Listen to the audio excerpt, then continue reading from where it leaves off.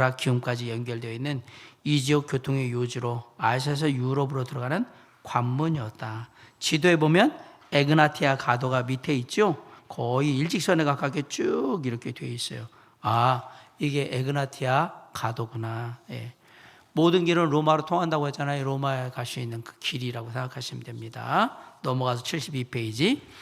빌립보는 주전 42년 빌립보 전투 승리를 계기로 황제의 자리에 오르게 된 아우구스투스도에 의해 로마의 식민지로 승격된 이후 황제가 파견한 집정관이 직접 통치하는 일종의 황제 직할 도시였다.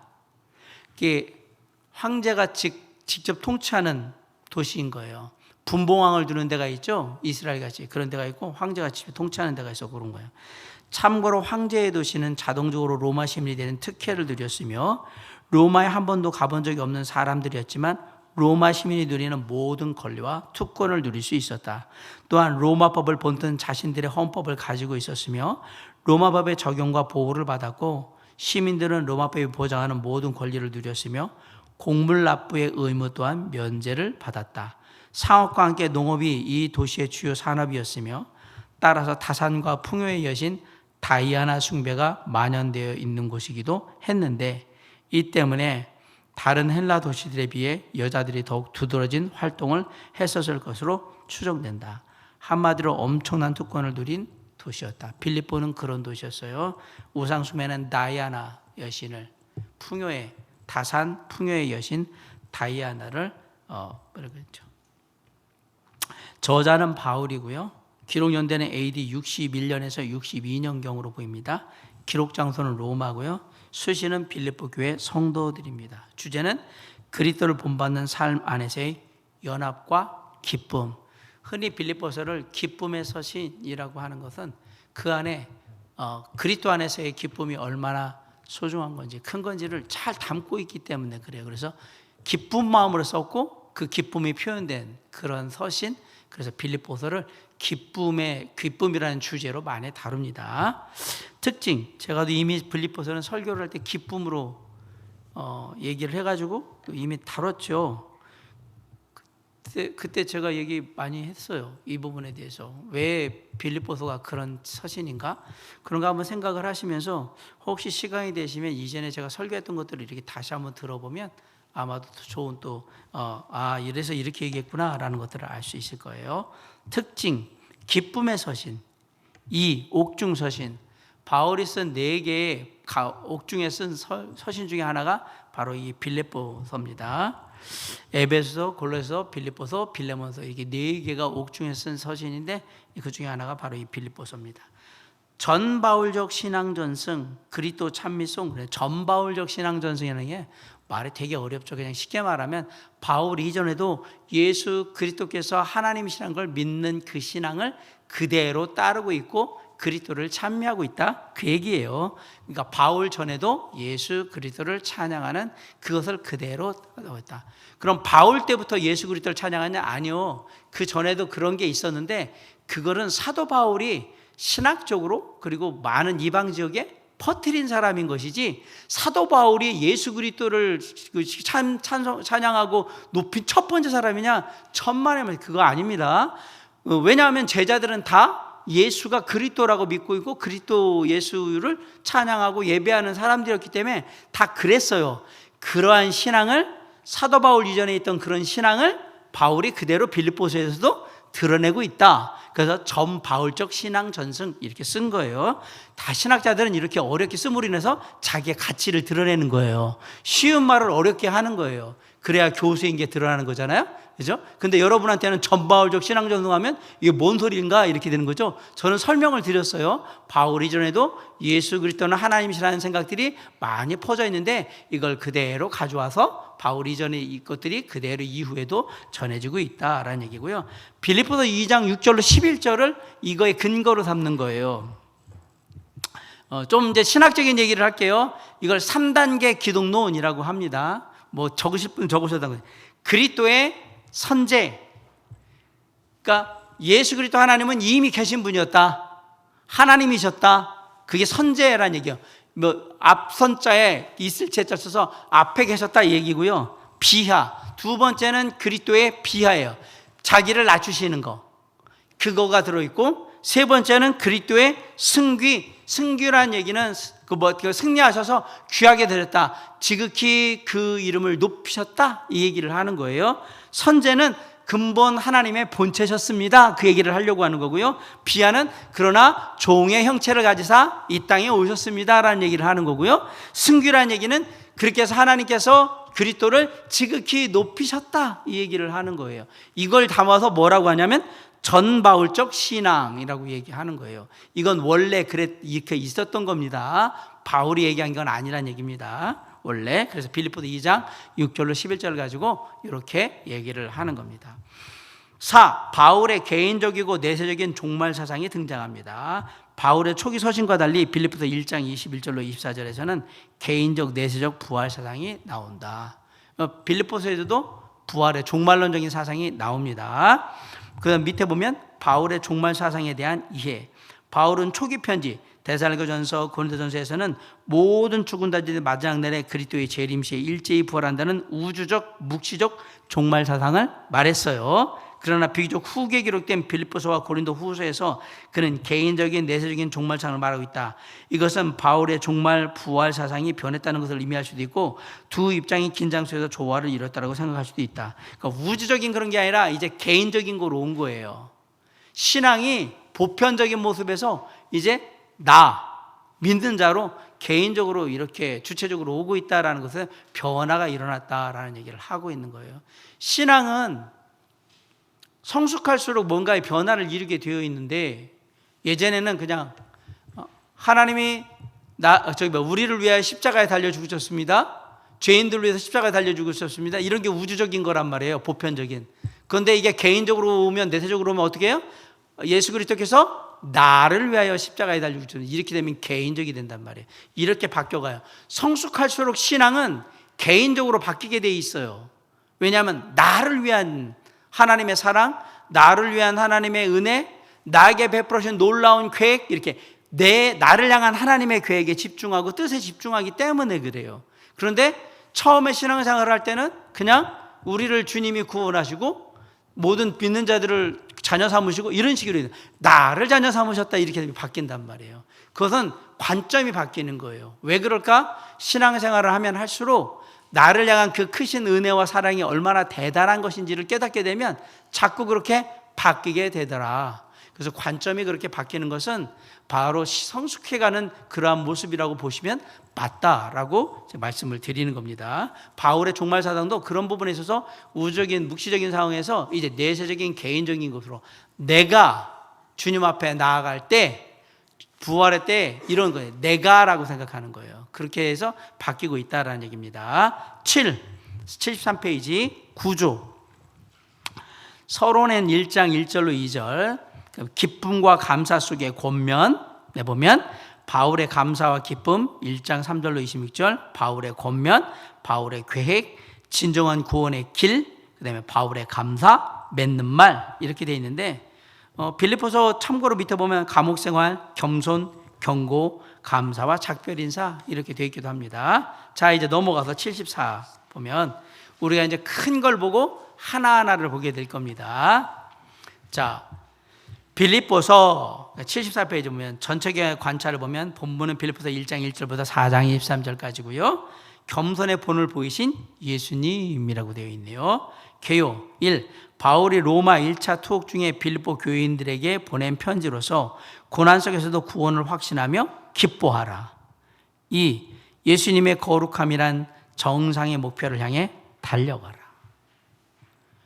그러니까 고난 속에서도 힘들지만 기뻐하고 그리고 끝까지 주님을 닮아가는 모습에 열심을 다하고 이게 빌립보서가 얘기하고 있는 두 가지라고 얘기하는 겁니다.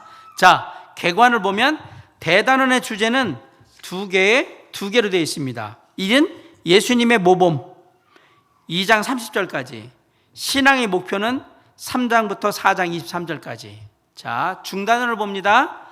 예수님의 모범에는 빌립보 교회에 대한 이야기가 나오고 1장 1절부터 11절까지 바울의 간증이 1장 12절부터 30절까지 나오고요. 세 번째 그리스도의 마음 2장 1절로 30절은 그리스도의 마음이 나옵니다. 소단으로 보면, 중단으로 볼 때 빌립보 교회에 대해서 사랑과 교제에 대한 이야기, 신앙의 성숙에 대한 이야기, 그런 얘기가 나오고, 바울의 간증에는 바울의 투옥된 것, 그리스도만이 존귀 여김 받으셔야 된다는 것, 복음에 합당한 생활을 해야 됩니다, 이런 얘기가 나와요. 또한 세 번째, 그리스도의 마음에는 본을 보이신 그리스도, 하나님의 본체셨는데 종의 형체로 이 땅에 오셔서 지극히 높이셨다, 이런 얘기가 나오죠. 성숙한 생활에 대해서, 충성된 일꾼에 대해서.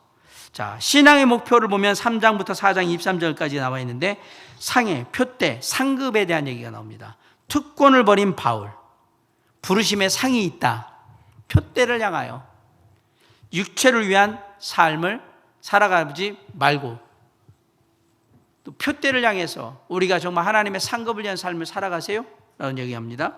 기뻐하라, 마음을 같이 하고요, 듣고 배운 대로 행하라. 자족의 비결은 뭐냐?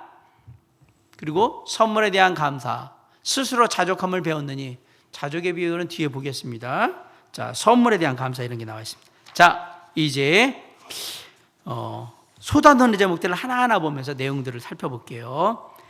빌립보, 예수님의 모범 빌립보 교회, 사랑의 교제, 신앙의 성숙, 그래서 바울의 인사, 사랑의 교제 보면 바울의 인사가 나오는데, 바울이 빌립보 교회에게 인사하죠. 항상 바울의 인사에는 주 예수 그리스도의 은혜와 평강이 너에게 있을지어다, 그런 식이에요, 대부분. 그리고 예수 그리스도의 사도된 나 바울은, 예수의 종된 나 바울은, 이런 식으로 반드시 얘기합니다. 바울이 바울 서신에 그렇게 하고 있는 것은 자신의 사도권을 분명히 하려고 하는 거예요. 우리가 그 얘기했죠. 예수님의 제자들이 다 사도인데 바울도 사도로 불리는 이유는, 그 사도는 분명히 예수님을 직접 만난 사람이어야 되는데, 물론 그 전에 율법 추종자로서 사울이 만났냐 안 만났냐는 모르겠지만, 다메섹 가는 길에서 만난 건 분명하거든요. 만났고 보았다라고 되어 있는 그 성경의 기록을 볼 때 사도 바울은 그런 부분에서 충분히 사도가 될 수 있는 자격이 있는 사람이라서 사도 바울이라고 부르는 거거든요. 그 바울이 빌립보 교회든지 어느 교회든지 얘기를 할 때는, 나는 그리스도의 사도, 예수의 종, 그리스도의 부름받은 하나님의 사람으로서 이 얘기를 계속하는 거예요. 그 얘기는 뭐냐면, 내가 하는 얘기는 개인적인 얘기가 아니라 하나님께서, 예수 그리스도께서 나를 통해서 너희들에게 하는 얘기라는 것을 분명히 하기 위해서 그랬어요. 그렇게 하게 된 이유는, 교회들이, 대부분의 교회들이 누가 있으면 개종한 유대인들이 있었는데, 그들에게 있어서의 바울에 대한 생각들을 지우고 다른 변화를 주기 위한 그러한 모습들이거든요. 바울의 이전 전력들이 예수 믿는 사람들을 잡으러 다니고, 교회를 사람들, 신앙생활하는 사람들을 잡으러 다녔던 그것들이 사도 바울의 말에 신뢰하지 못하는 그러한 결과를 낳을 수 있기 때문에, 그것들을 미연에 방지하기 위해서 사도권을 강화하면서 얘기를 했다라는 사실을 기억하셔야 됩니다. 바울이 빌립보 교회의 교제로 인해 감사를 표현했고요. 그렇죠. 어려울 때 헌금까지 다 해가지고 막 주고 얼마나 감사하겠어요. 바울이 빌립보 교회를 사모하다. 예, 아마 바울에게 있어서 빌립보 교회는 유럽에 세운 첫 번째 교회이기도 하지만 정말 편안한 교회였던 것 같아요. 그리고 그 내용들이 빌립보서를 보면 그대로 다 나타나 있어요. 그리고 권면하는 내용들을 보면 꼭 그 담임 목사가 성도들한테 하듯이 그런 식으로 얘기를 하고 있거든요. 그런 부분에 있어서 보면 바울에게서 빌립보 교회는 아주 특별한 의미가 있는 교회였다는 사실을 우리가 알 수 있습니다. 두 번째, 신앙 성숙, 바울의 기도. 지식과 총명이 풍성하길, 그 다음에 선한 것을 분별하기를 원하고 의의 열매가 가득하기를 원한다. 세 가지를 위해서 기도했는데, 지식과 총명이 풍성하기를 기도했습니다, 바울이. 두 번째는 선한 것들을 분별하기를 원합니다. 성경에서 말하는 선한 것은 착한 게 아니라고 제가 늘 말씀드려요. 하나님이 원하시는 바를, 하나님이 뜻하시는 바를 잘 분별하라, 이 얘기를 선한 것이라고 했는 거예요. 의의 열매가 가득하기를 원했다. 의의 열매가, 하나님의 뜻을 잘 따르면 삶에 귀한 간증들이 생기는 거죠. 그걸 의의 열매라고 지금 얘기를 했습니다. 두 번째, 바울의 간증 1장 12절부터 30절까지 보면 바울이 이제 자신의 삶에 대해서 간증을 하는데, 첫 번째는 바울의 투옥에 대해서 얘기합니다. 바울의 매임으로 복음이 전파됨. 1. 바울의 매임이 복음의 진보가 되다. 사람마다 복음을 전하는 이유가 다 다르다. 나는 갇혀 있는데 사람들이 내가 갇혀 있으니까 또 내가 바울 대신에 가서 내가 바울보다 더 잘할 수 있어. 그러고 막 전하는데, 바울은 무슨 생각하냐면, 내가 갇혀 있는 상태에서 내가 못하는 걸 누가 무슨 이유로 하든지 우리에게 전해지는 건 뭐다? 그리스도라. 그리스도니까 상관없다. 자기를 내세우든 뭘 하든 간에 그들이 전하는 게 그리스도이면 된다. 나는 어차피 그걸 못하고 있으니까. 내가 이러고 감옥에 갇혀 있는데 전 녀석들이 저렇게 하고 있는데, 그게 아니라 누가 하든 무슨 짓을 하든 예수 그리스도만 전할 수 있다면 나는 좋다고 생각하는 거거든요. 그들이 전하는 건 결국 그리스도니까. 어떤 사람은 자기 자랑을 위해서, 어떤 사람은 진짜 진실한 하나님의 은혜를 힘입고, 주님의 은혜를 힘입고 전하고, 어떤 사람은 교회가 시켜서 할 수도 있고, 어떤 사람은 여러 가지 이유가 있겠지만 다 다르지만 결국 전해지는 건 뭐다? 그리스도다. 나는 그걸 기뻐한다 라고 얘기하는 거예요. 자, 두 번째는 그리스도만 존귀히 여김받는다. 바울은 그리스도를 위해서 살기로 결정하다. 바울은 그리스도를 위해 살기로 결정하다. 바울이 사는 것이 빌립보 성도들에게 더 유익하다. 내가 죽는 것보다는 살아있는 게 너희들한테 유익하다. 근데 바울은 워낙에는 뭘 생각했냐면, 솔직히 말하면 개인적으로 생각할 때는 사는 것보다 뭐가 낫다? 죽는 게 낫다고 생각했던 사람이에요. 바울은. 나는 개인적으로는 일찍 죽고 싶어. 왜? 너무 빨리 가고 싶거든, 저기. 그런데 주님이 나한테 맡기신 일이 있어가지고 빨리 갈 수가 없다라는 걸 안단 말이에요.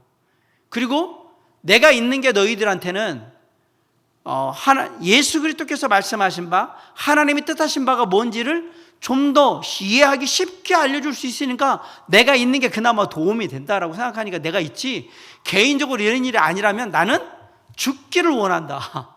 나는 빨리 가고 싶다. 주님 품에 빨리 가고 싶다라는 게 바울의 늘 생각이었어요. 이거 설교하면서 많은 분들이 물어봐요. 여러분도 빨리 죽기를 원하십니까? 그럼 이제 성도들의 얼굴이 흑빛으로 잿빛으로 변하기 시작해요. 목사님이 빨리 죽으라고 얘기하네? 그걸 떠나서 여러분의 삶 가운데 정말 주님의 나라를 향한 사모함이 있다면, 정말 가고 싶다면 어떤 마음일까? 이거 알고 싶다는 얘기죠. 내가 할 일이 없다면 가야죠.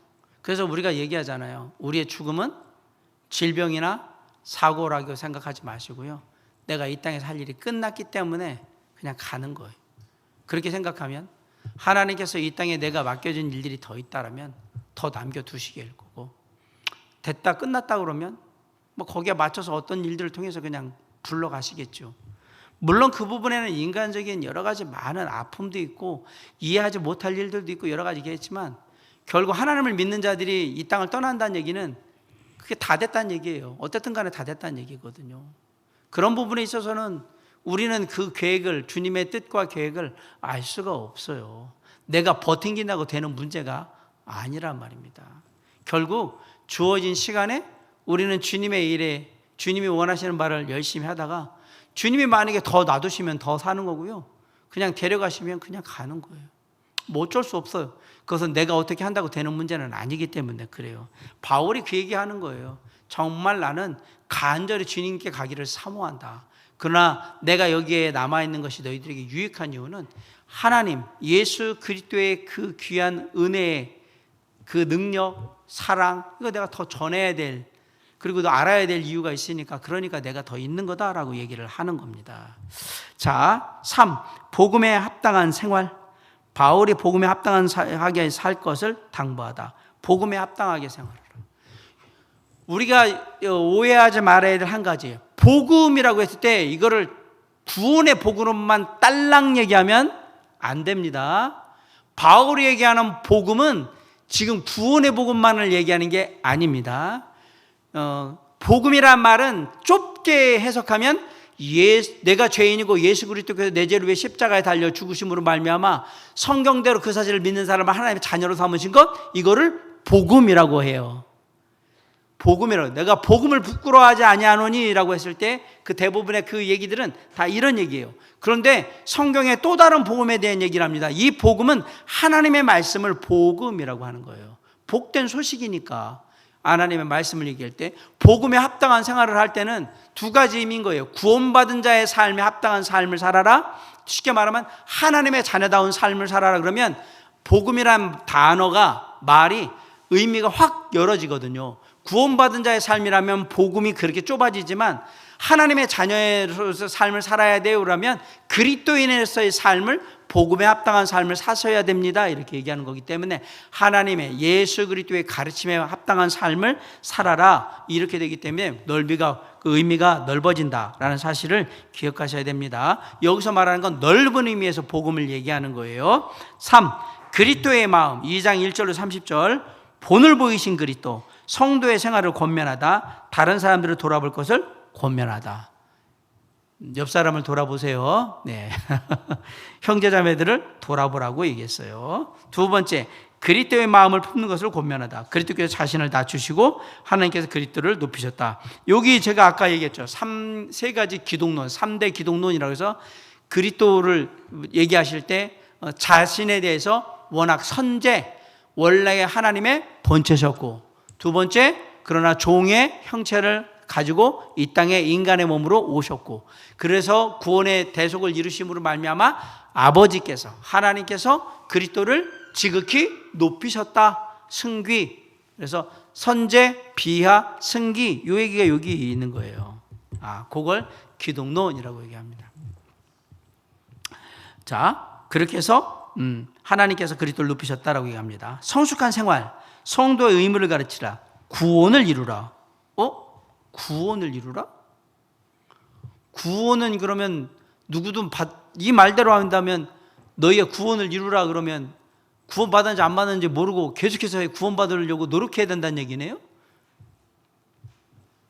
여기서 말하는 구원을 이루라는 얘기는 너의 구원이 완성되지 않았으니까 아니라 네가 구원받은 자의 삶을 온전히 그걸 이루어가라고 얘기를 하는 거거든요.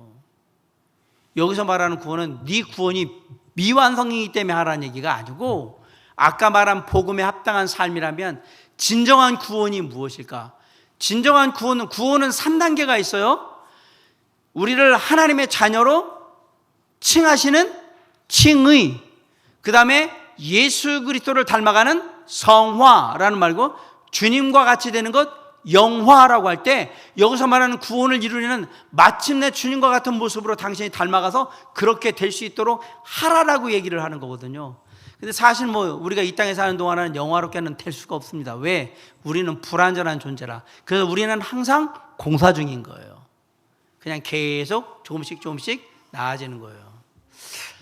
주님의 나라에 가면 공사가 마무리가 될 거예요. 그때 되면 제일 온전한 모습으로 있을 거거든요. 구원을 이루라는 말은 그러한 부분에서의 점진적 구원, 쉽게 말하면 성화와 영화를 이뤄가는 상황을 얘기하는 것으로 이해하시면 됩니다. 자, 두 번째, 빌립보 성도들이 성도답게 살아야 하는 이유를 말하죠. 그렇죠? 성도답게 살아야 돼. 결국 빌립보라는 도시를 얘기하면 이 빌립보 성도들이 성도답게 살지 않는 한 이 우상 숭배하는 도시는 변화되기 어려워요. 세 번째, 바울이 빌립보 교회에 인해 기뻐하다. 그럼에도 불구하고 작은 교회인데도 불구하고 우상 숭배하는 곳에서 꾸준히 믿음을 지켜가면서 하나님의 말씀 가운데 살아가는 빌립보 교회 성도들을 인해서 기뻐하는 겁니다. 자, 충성된 일꾼, 바울이 디모데와 에바브로디들을 보내는 거예요. 디모데를 보내는 이유를 밝히고 에바브로디들을 먼저 보내다라고 했습니다. 아까도 얘기했잖아요. 감사한 마음에서 자신을 향해서 헌금도 해주고 살펴주는 그 마음에 감사한 마음으로 에바브로디도 편에 보낸 편지가 바로 이 빌립보서입니다. 디모데도 보냈습니다. 자, 예수님의 모범을 보이셨고요. 3장부터는 신앙의 목표, 1장, 2장은 예수님께서는 이런 분이셨어요 라고 얘기를 했다면, 그러니까 우리는 이렇게 해야 합니다 한다면, 이제 3장부터 4장 23절까지는 신앙의 목표에 대한 건데, 상의 촛대라고 했는데요, 상급 말하는 거예요. 상의 표대. 3장 1절로 21절. 투권을 벌인 바울, 모든 것을 포기한 바울, 육체를 신뢰하지 말 것을 권고하다. 바울이 육체적으로는 육체를 살려하지만은 세상에서 말하는 자랑거리로 네 세상의 거 얘기하지 말라고 얘기하는 거죠. 아시겠지만 바울은 율법으로는 되게 정통인 사람이고 그리고 좋은 가문 출신입니다. 바울이 자신의 육체를 자랑합니다. 그런데 내가 부득불 자랑을 한다 그러면 나 이런 사람인데 그럼에도 불구하고 나는 지금 누구를 그 모든 걸 다 버리고 뭘 하고 있다? 예수 그리스도를 섬기고 있어요. 바울이 그리스도를 위해서 육체의 자랑을 버리다. 그래서 뭐라고 표현했습니까? 배설물로 여긴다라고 얘기했잖아요. 내가 그리스도의 십자가의 그 모든 것 이외에 나머지 건 다 내가 알았던 것들 다 배설물로 여긴다라고 얘기합니다. 바울이 부활되기를 원함, 그리고 다시 주님과 함께 살아나기를 원한다는 얘기를 합니다. 자, 부르심의 상, 목표를 향해 달려감, 표대를 향해 달려감. 그래서 나는 아직 잡는지 모르고 표대를 향하여 부르심의 상을 위해서 조차 가노라. 그래서 우리에게 우리의 신앙은 바울과 같이 표대를 쫓아가는 신앙이 되어야 됩니다. 이런 얘기를 많이 하잖아요. 바울은 끝까지 달려갔던 거예요. 열심히. 육체를 위한 삶, 불신자와 신자의 최후, 그리스도의 원수의 최후를 말하고 성도의 최후를 말하다. 성도의 마지막은 뭡니까? 믿지 않는 자의 마지막은 지옥이라면 성도의 마지막은 그리스도와 함께 부활해서 주님의 나라에서 함께 있는 거죠. 기뻐하라.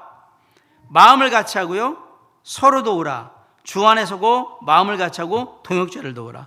주 안에 굳건하게 서고 한 마음을 갖고 그 다음에 서로 함께 도와주라고 얘기를 합니다. 76페이지. 듣고 배운 대로 행함. 기도하고 무슨 덕이 있든지 행하라. 기도하라는 보면 여러분 잘 아는 빌립보서 4장 항상 기뻐하고 관용을 베풀고자 그 다음에 모든 일에 기도하라. 항상 기뻐하고 관용을 베풀고 모든 일에 기도하라. 놀랍게도 바울의 서신을 보면 이런 비슷한 내용들이 계속 반복이 됩니다. 그거는 기본인 것 같아요. 기도 생활에 대해서, 말씀을 보는 것에 대해서 이런 것들은 사도 바울이 아마 기본적으로 충분히 다 다루고 있는 것 같아요. 무슨 덕이 있든지 행하라. 참되고 경건하며 오르며 정결하고 사랑이 되고 칭찬내고 듣고 배운 대로 있는데, 덕이라는 말을 제가 설명을 드린 적이 있어요. 덕이란 말을 뭐라고 얘기할까요? 라고 할 때 하나님의 성품에 관련된 모든 것들이 그냥 집약된 단어? 그렇게 표현할 수밖에 없을 겁니다. 그러니까 어떤 때는 이게 은혜로 표현되기도 하고, 어떤 때는 긍휼로 표현되기도 하고, 어떤 때는 이게 온유함으로 표현되기도 하고, 이런 식인 거예요. 그래서 덕이 있든지, 무슨 덕이 있든지라고 했을 때, 덕을 세우는 삶을 살으라고 할 땐 우리가 하나님의 자녀 그리스도인으로서 할 수 있는 모든 하나님의 성품을 다 보여줘라, 실천해라. 그게 덕을 끼치는 삶이라고 생각하시면 됩니다. 그래서 덕이란 말은 이거 가지고 논문 쓰시는 분도 많아요. 이 표현에 따라서 다 달라요.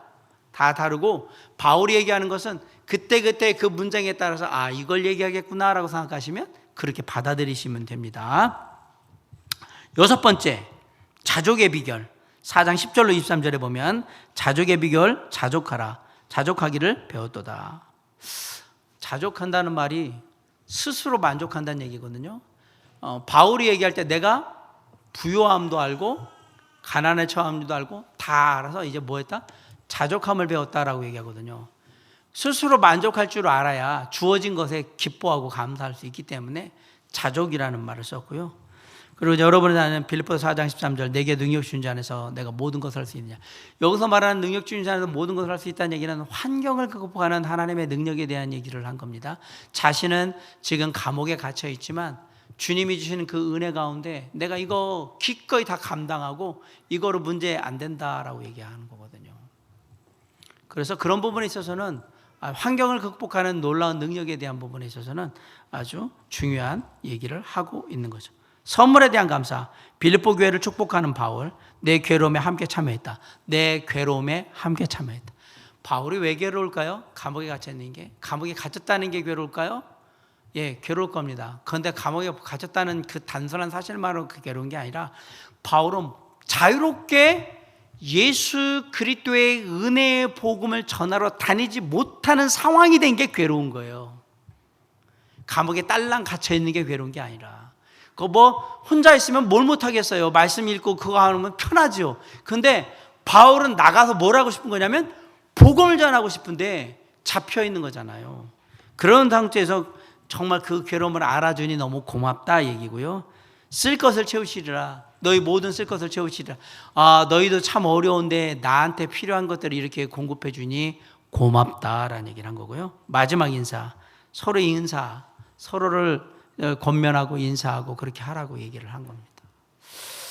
자, 이게 빌립보서입니다. 빌립보서를 보면 제가 앞에서도 얘기했지만 담임 목사가 교회 성도들한테 얘기하듯이, 물론 다른 서신들에서도 그런 모습들을 많이 보이지만 특별히 그러한 어떤 따뜻함, 애정이 담겨있는 그런 모습으로 빌립보 교회 성도들에게 얘기하고 있는 모습을 보면 바울에게는 나름 의미가 컸던 교회가 빌립보 교회인 것으로 보입니다. 그런데 바울이 뭐라고 얘기하냐면 나는 힘든 가운데 있지만 내가 기뻐한다. 그 기뻐하는 이유는 그래도 내가 이렇게 감옥에 갇혀 있는 상황에서도 복음은 계속해서 전해져 있고, 너희들은, 빌립보 교회 성도들은 하나님의 말씀을 따라서 꾸준히 열심히 최선을 다하고 있는 그런 모습 속을 보니까 내가 너무 기쁘다. 그러면서 그 기쁨을 표현한 거잖아요. 갇혀 있는 상황에서 있는 사람들한테 그래도 그 갇혀 있는 괴로움, 힘든 것을 조금이라도 줄일 수 있는 방법이 뭐였을까? 개인적으로 신앙으로 버티는 것도 있지만 누군가가 좋은 소식이 되어주는 것, 그 입장에서 볼 때 빌립보 교회 성도들은 필요한 것들을 채우면서 또한 하나님의 말씀에 붙들림 받은 그 삶을 통해 바울에게 힘이 됐던 것을 보게 됩니다. 이걸 바꿔서 우리가 영적으로 그 교훈을 삼는다 그러면 힘들고 지친 사람들에게 우리는 누군가에게 힘이 될 수 있고요, 그리고 또 은혜가 될 수 있는 그런 사람이 되어야 한다는 사실을 다시 한번 생각해 보는 거예요. 바울에게 빌립보 교회 성도들이 기쁨이 되고 힘이 됐던 것처럼 우리들도 주님 안에서 서로를 살피고 또한 믿음 안에서 굳건하게 서 있는 모습을 통해서 또 힘이 되고 위로가 되고 은혜가 될 수 있는 그런 귀한 믿음 안의 동역자로 함께 할 수 있기를 주님의 이름으로 간절히 축원합니다. 기도하시겠습니다. 사랑과 은혜가 풍성하신 아버지 하나님, 이 시간 우리 빌립보서의 귀한 말씀들을 살펴보면서 마음속에 다짐을 이루게 됩니다.